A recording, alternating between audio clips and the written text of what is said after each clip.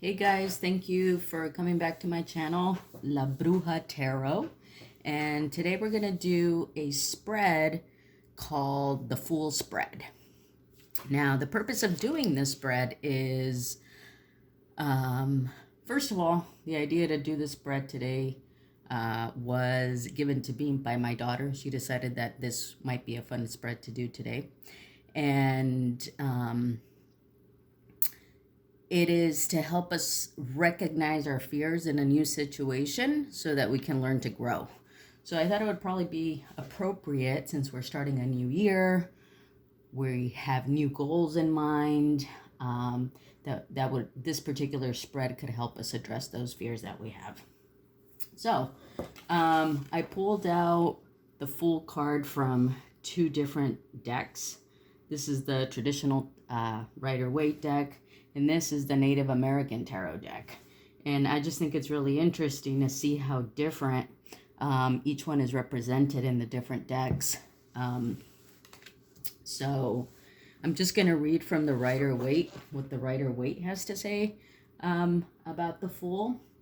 And the figure of the Fool personifies that openness and indeterminacy which is inherent in every situation, never mind how much it may appear a matter of routine. The card stands for the beginning and the end, and for naivety or the most sublime fulfillment. So also the Fool in the tarot deck represents, the first card of the deck. It's the number 0. And you can see, the Fool is represented by having a flower in his hand, having small luggage. He's ready to jump off the cliff and, just ready to take on the world. In the Native American deck, the Fool is depicted in a very different way. He still has a little handbag that he's taking with him. But as you can tell, he also has like some medicine wrapped around his neck, some face paint. And I'm also going to read what the Fool card in the Native American deck represents. It says here, the Fool, a Kachina clown, stands on a hillside at dusk. The setting sun and rising moon are both in the sky, representing the balance of all things.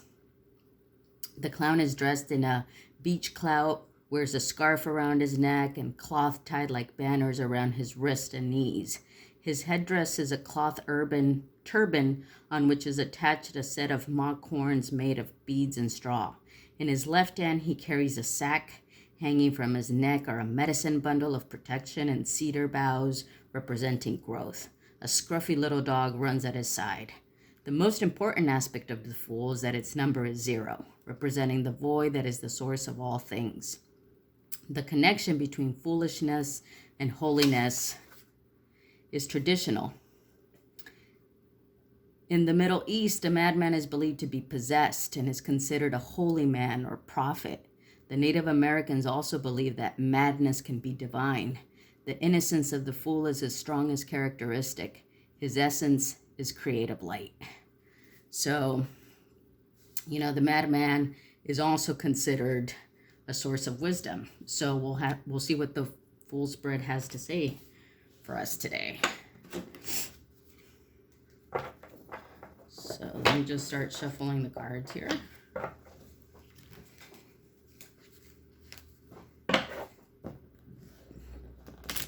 Spirits, angels, guides, please give us messages for the collective for this Fool spread for January 2020. What fears do we need to be made aware of so that we can learn and grow as this new year begins?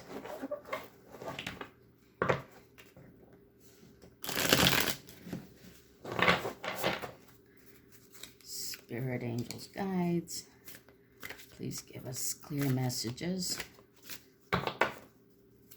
for the collective, for this Fool spread for January 2020. 3 times. Okay, so this is the current situation. Okay.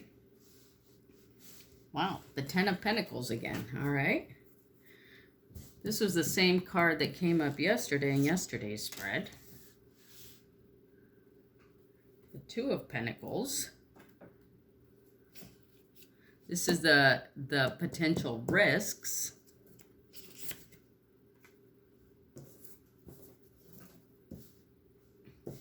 In the position of potential rewards is the 7 of Wands. Okay.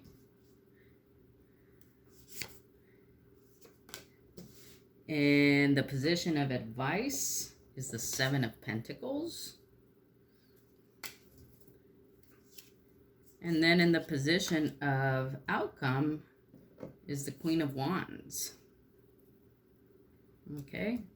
So first, I'm just going to go over the meanings that I think for these cards, and then we'll clarify by reading in the Spellcasters deck. So, it's interesting that in the current situation and in the potential risks, we actually have the same 2 cards that we had in yesterday's love reading for the week.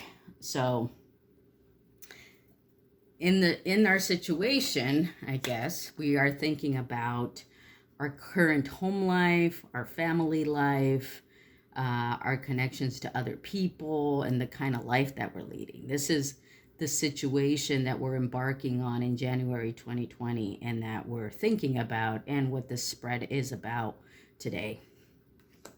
In the risks are the 2 of Pentacles, which is the risk of juggling things, balancing things, keeping things in perspective, and trying in some way, I guess, to do it all, are the risks that we're facing.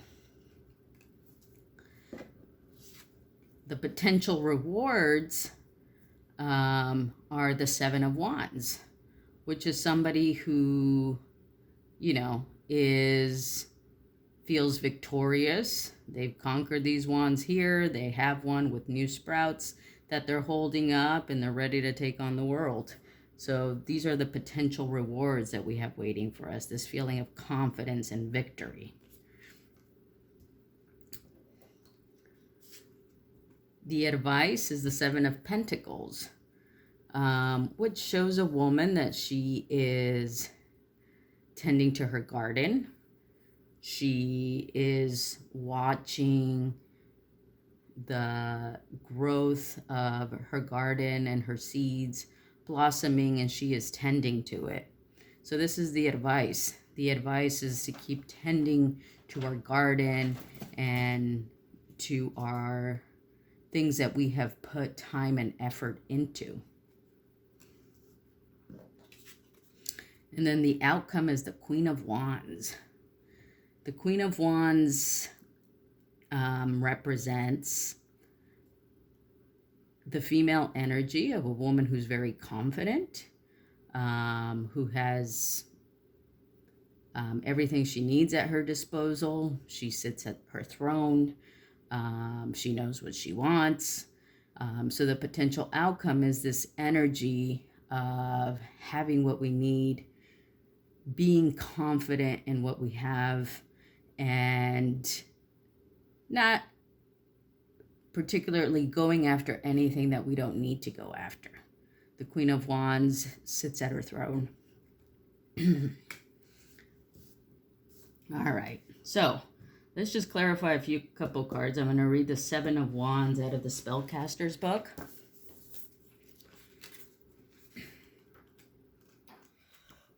All right, 7 of Wands. Let's see what it says.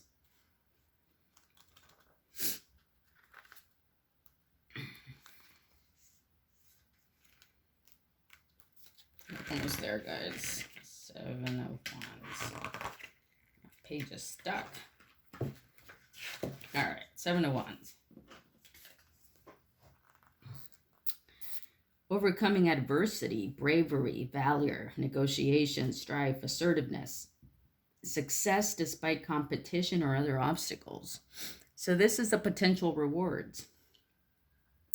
If we attend to our current home life, we have success despite competition, despite negativity or combativeness.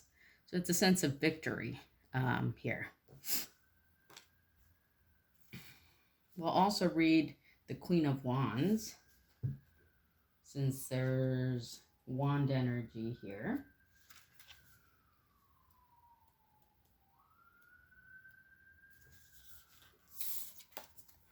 So this is for our potential outcome. The Queen of Wands.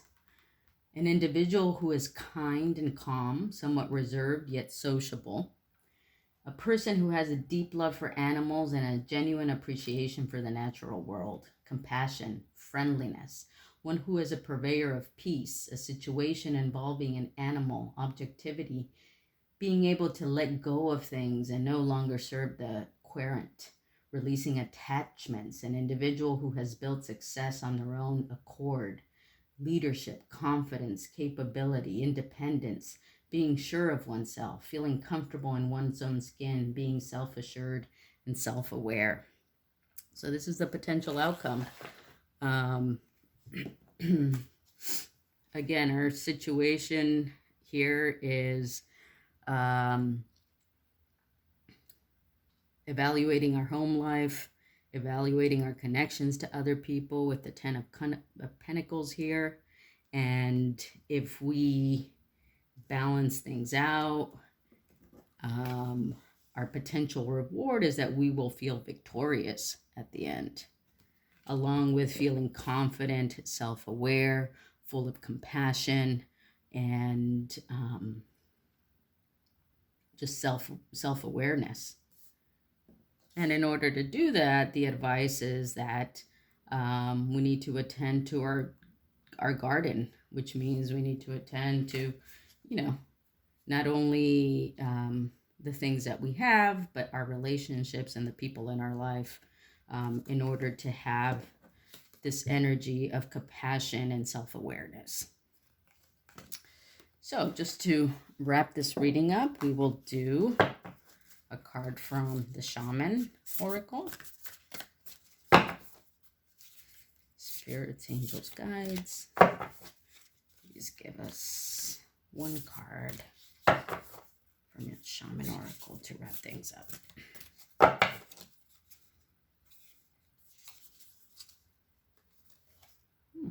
Well, we actually got two.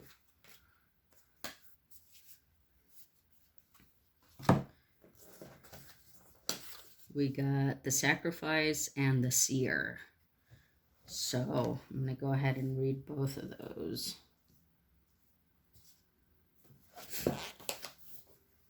The Sacrifice is card number 44.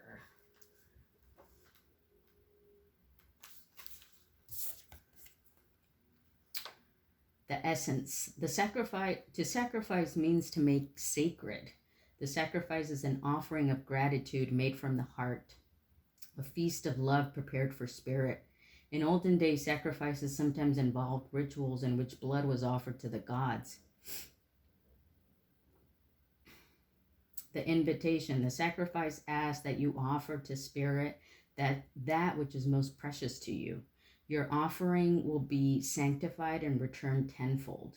You will be elevated to the altar at which you have been praying and meet to the divine at the table with the heavenly feast. You are a welcome guest in this banquet. All right, great. And then followed by number 45, the Seer. The Seer represents the capacity to reach beyond the obvious details of life into the hidden realms where information is available to those with the discernment to perceive it. This symbol represents psychic perception, intuition, and the capacity to know something without prior exposure. The Seer knows truth, always seeks truth beyond all else, and sees reality as it truly is without judgment. The Seer can read between the lines and understand what is not being said. He represents the power of clarity and being able to recognize patterns. great.